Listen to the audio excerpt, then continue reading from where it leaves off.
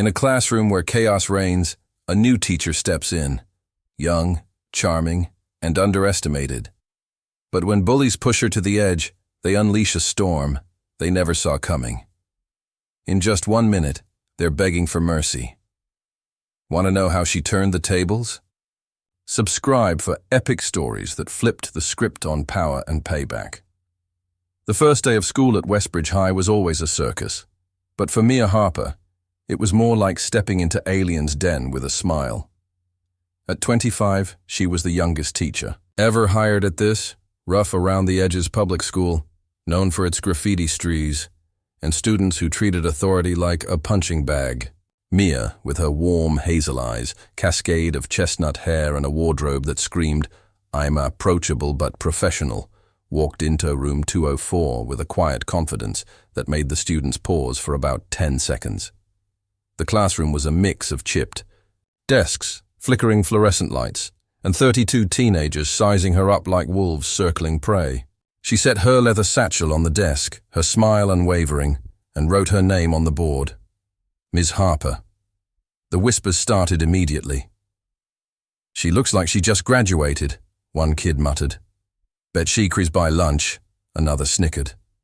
At her back, a group of seniors led by Troy Baxter, a broad-shouldered kid with a permanent sneer and a rap sheet of detentions, exchanged smirks.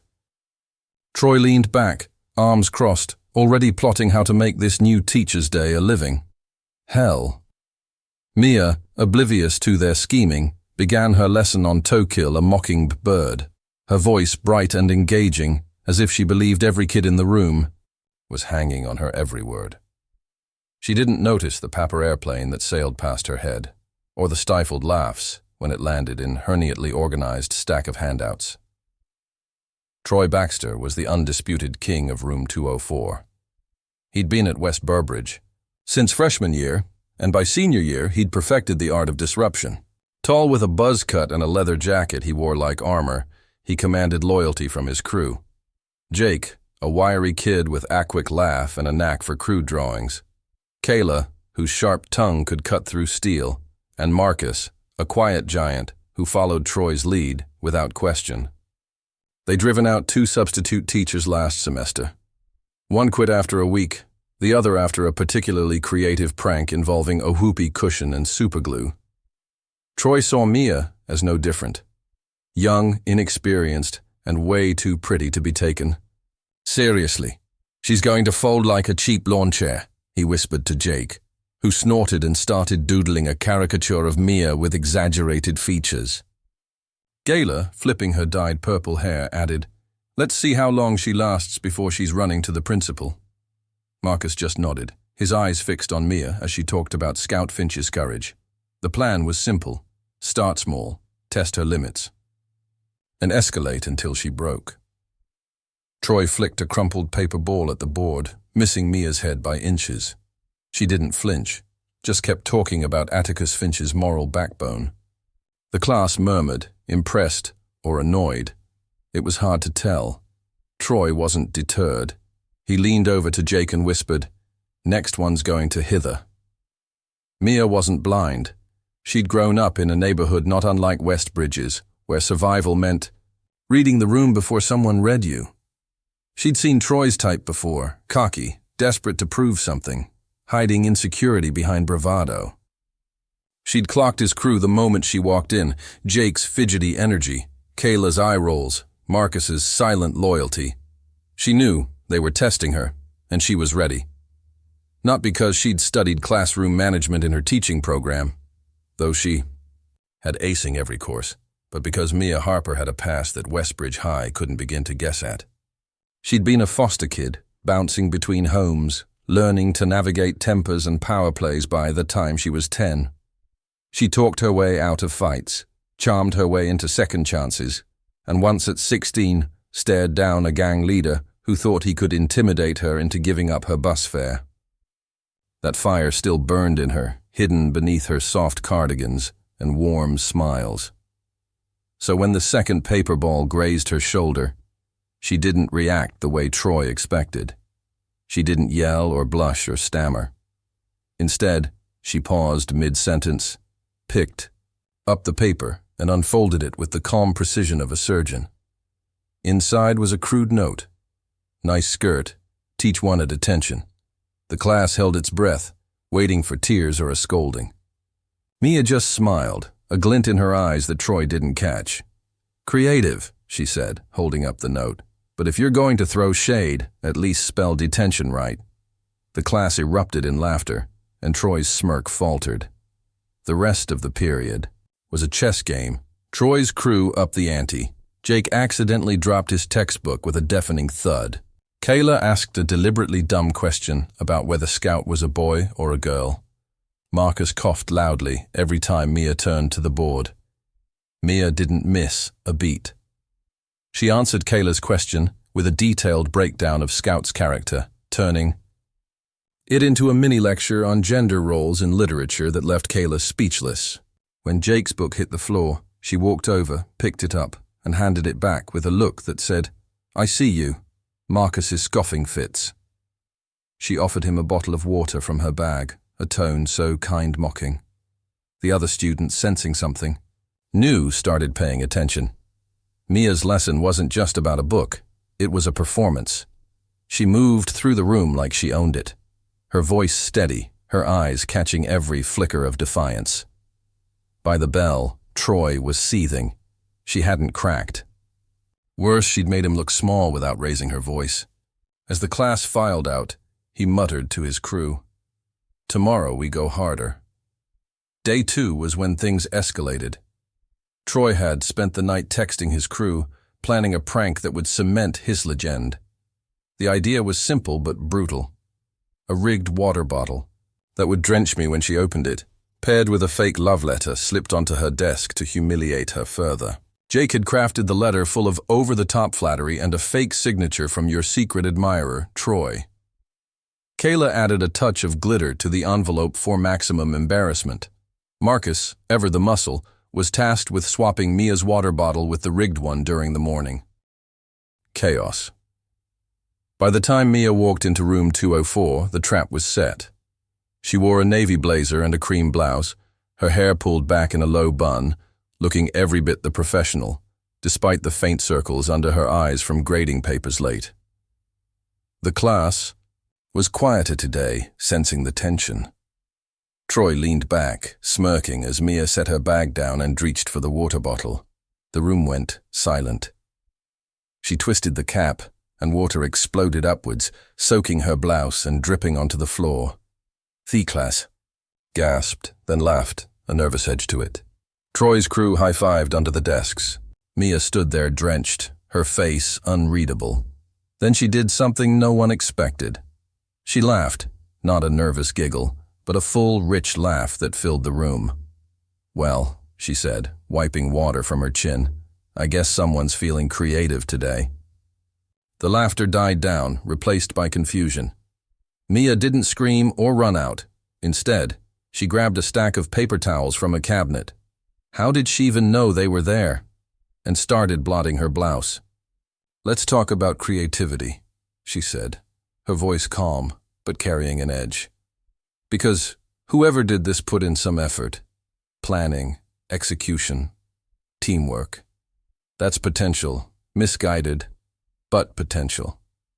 She tossed the soap towels into the trash and picked up the glittery envelope from her desk.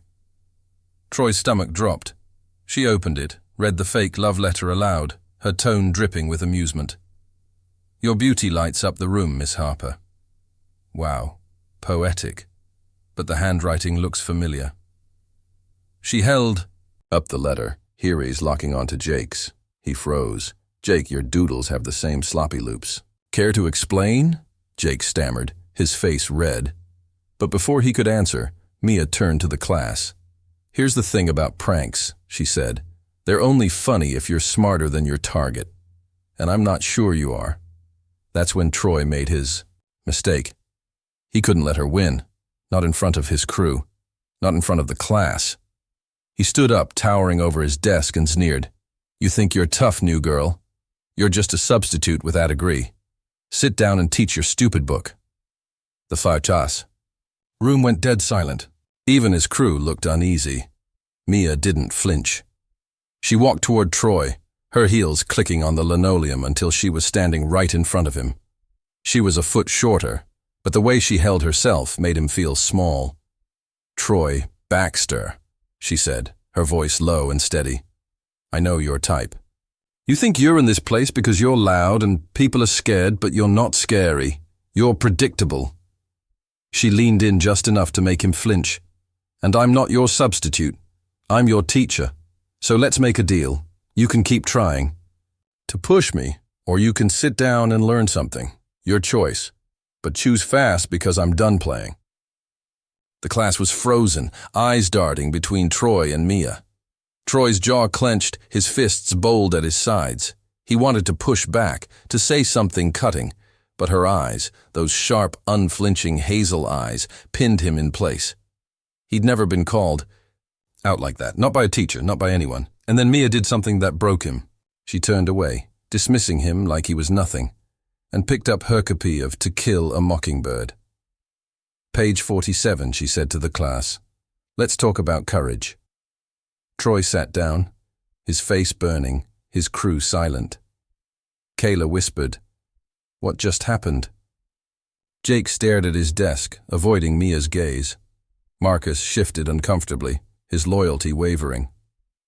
The prank had backfired, and Mia hadn't raised her voice or sent anyone to the principal. She'd won without breaking a sweat. The next 60 seconds were a blur. Troy, still reeling, tried to salvage his pride. He muttered under his breath loud enough, "For the class to hear, this ain't over, teach." Mia stopped writing on the board, turned, and fixed him with a look that could have cut glass. "Oh, it's over, Troy," she said. "Unless you want to explain to the principal why you're wasting everyone's time. Or maybe you'd rather explain it to me right now." She stepped closer, her voice dropping to a near whisper. "I grew up in place tower than this school kid. I've dealt with bigger bullies than you, and I'm still here. So what's it going to be? You want to keep digging, or you want to try being something other than a cliché?" The class was silent, the air thick with tension. Troy's bravado cracked. He looked at his crew, but they wouldn't meet his eyes. Jake was doodling furiously. Kayla was inspecting her nails, and Marcus just stared at the floor. Troy's shoulders slumped. "Sorry," he mumbled, barely audible. Mia raised an eyebrow louder. He cleared, his throat, his face red. "I'm sorry, Ms. Harper." The words came out like they'd been pulled with pliers. His crew followed suit, muttering apologies, their voices small and defeated.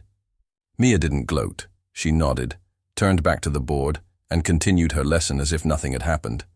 The class was riveted now, not because of the book, but because of her.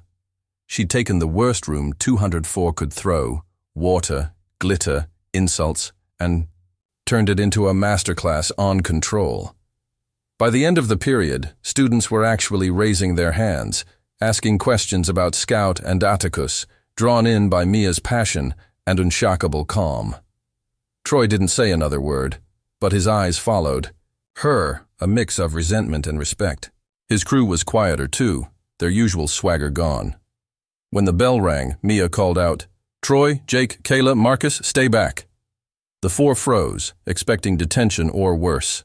The rest of the class filed out, whispering about the showdown. Mia waited until the room was empty, then sat on the edge of her desk, looking at them.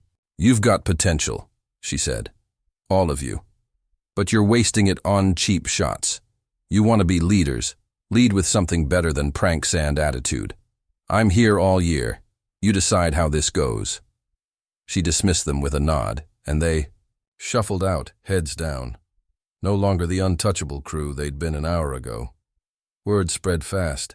By lunch, the school was buzzing about the new teacher who'd shut down Troy Baxter without breaking a sweat.